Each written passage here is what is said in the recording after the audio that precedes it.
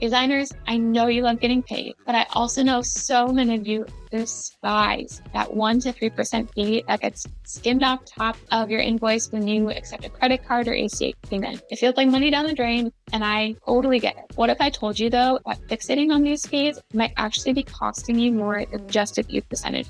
Stick with me, because in this video, I'm going to show you why payment processing fees are not the enemy like they are, and how embracing them can actually help your business grow. I'm Holly Sco, owner of Happy Book Solutions, where we demystify the finance side of your interior designs. And today we're tackling one of the most frustrating expenses for designers, which is payment processing. All right, so first we just gotta be real about this. Nobody actually likes fees, right? Nobody's cheering when they see that they were charged a fee. But when you're seeing a percentage, even if it's a small percentage, getting clipped off of every invoice, it's so easy to think things like, wow, 3% per transaction really adds up fast. Or, I don't know, I don't feel right losing that money to credit card company.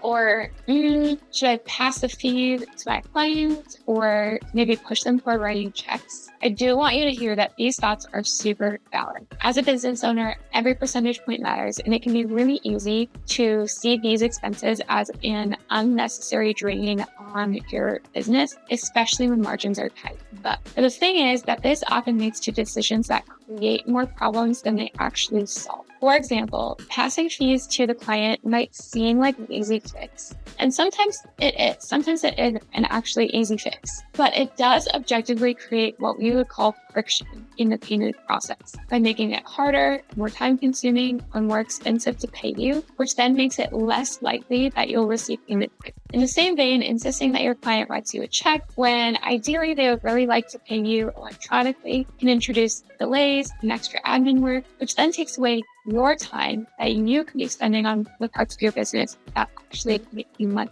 The thing about all of this is that payment processing fees are just another cost of running a smooth professional business, and they should be approached just like you would approach any of the other expenses that your business incurs. Can you imagine getting rid of SketchUp, HoneyBook, QuickBooks, design files, your computer, your assistant, or any of the other things that you spend money on in your business just because they cost money? Of course not, because you recognize that these things are investments into your business. Because you have them, you know that you will be more efficient, make more money, whatever the case. As they say, it takes money to make.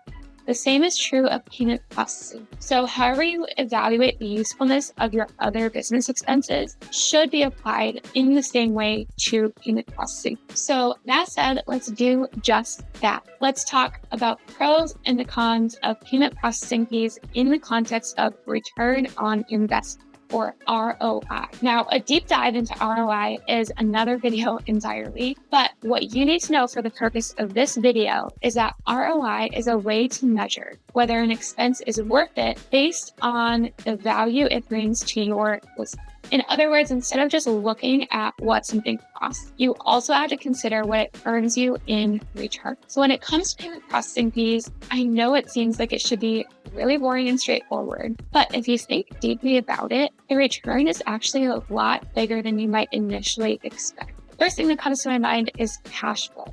There's a saying you'll hear a lot in the accounting world, which is cash is king. Cash is one of, if not the most important factor in keeping your business running smoothly. Getting paid quickly means you have cash available to cover the expenses you incur in the course of your business operations without having to stress about when the next payment is going to hit your bank account. Even accepting electronic payment, even with those super annoying fees, means you get money faster. You don't have to wait for your client to locate their checkbook, take the time to write the check, put it in the mail, or remember to give it to you the next time they see you. Then you need to remember to take the check to the bank or do a mobile deposit. It's not like any of these things are like super ultra stressful or time consuming, but it does take brain power. It does take extra time. And when you add up all those extra minutes across the span of a single project and then multiply that project by however many projects you have, does add up to a lot of time and could justify your business spending 1% to 3% of your revenue on electronic processing fees in order to save that time and those headaches. The second thing I think of when we're talking about with the return on investment of payment processing fees is the efficiency it generates in your business.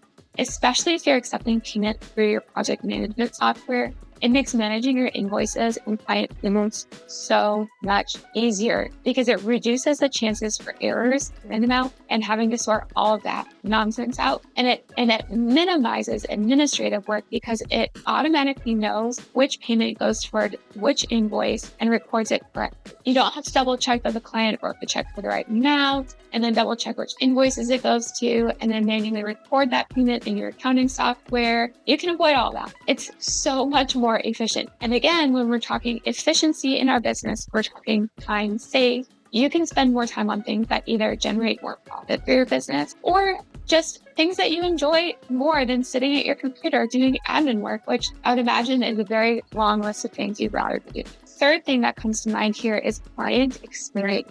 I don't know about you, but I always feel a type of way when I'm at a store and they have that little sign. A lot of times it's just the little handwritten thing that says there will be an extra 3% fee if you use your credit card. Now, I work in finance and intellectually, I totally understand the logic and I don't blame them in the slightest for doing that. But there is just something psychologically that makes me feel like the retailer is nickel and diming me, even though I know very well that they aren't. Now, when it comes to client experience, especially when it comes to luxury services like interior design, I'm of the mind that it's really important to do what we can to avoid introducing any sort of negativity into the process. I never want my client to feel reluctant about being right. So if there's a possibility that the client might feel like I'm being nitpicky about my fees, I'm logically going to avoid doing that thing. In our case, if you insist on a client paying by check or else they have to pay extra fees on top of your invoice, that could leave them with a bad taste in their mouth. And that is the last thing that you want when a client is paying you, especially when you're hoping for repeat business and glowing referrals. So those three things, cash flow, efficiency, and client experience, are all examples of the return on investment that is delivered by payment costs. And remember, return on investment, or ROI, is the way we measure whether an expense is worth it based on the value it brings to your business. So now that we've determined the value that electronic payments bring to your business, it's your job to determine whether or not it's worth that 1 to 3% expense for you. I'll tell you what we would generally advise for designers when it comes to payment costs. I would say about 95% of the time, I would tell you to use a project management application that allows you to collect human fluid. And that syncs to your tenant software, which for many designers is QuickBooks Online. Our hands down most highly recommended favorite project management software that's out there is Material, but other popular ones that fit this criteria are House Pro and Design Files. And there are others out there too, but I'm just less familiar with them. I generally would not recommend pushing the fee to your client, which some of these applications do allow you to do, but instead I would recommend pricing your goods and services in a way that allows you to cover payment processing fees, just like you would cover any other business expense that represents 1 to 3% of your revenue. Now, the beauty of owning your own business is that you get to operate in a way that feels good for you. So if what we would generally recommend just doesn't really fit well into your business model, then that's totally okay because there's not an objectively right answer. In fact, I would love to hear how you approach payment processing fees in the comments below. What I am trying to do with this video is to help you think objectively about payment processing fees, the value they bring to the table, and about the fact that even though these fees might feel different than our regular business expense, they're really not any different. So what I want you to do is, instead of fixating on a particular expense right away, is to look at your financial picture after. At the end of the day, making smart financial decisions in your business is not about cutting costs at all costs. It's about making sure that the money you are spending is working for you. And when it comes to payment processing fees, they're not just a cost fee deduction on your invoice size, which I totally get it, but they are an investment into faster cash flow, more efficient operations, and an easier, more positive payment experience for you.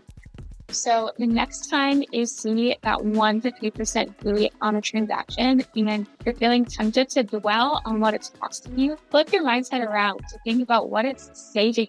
The stress, the admin work, awkward back and forth over payments, all of that disappears when you embrace a system that just works. If you're feeling stuck because you're trying to evaluate ROI just by skimming the bank statement, remember what we were talking about, the whole picture of your finances? That is your sign it might be time for a larger. QuickBooks Online is one of the best tools for designers to track their numbers and get a full clear picture of their financials. But it is important to make sure you're all and that actually fits your business. I've made a video walking you through how to choose GBL subscription that makes the most sense for you. So go ahead and check that out if you are ready to actually get the root of what you're looking for. Until next time, here is to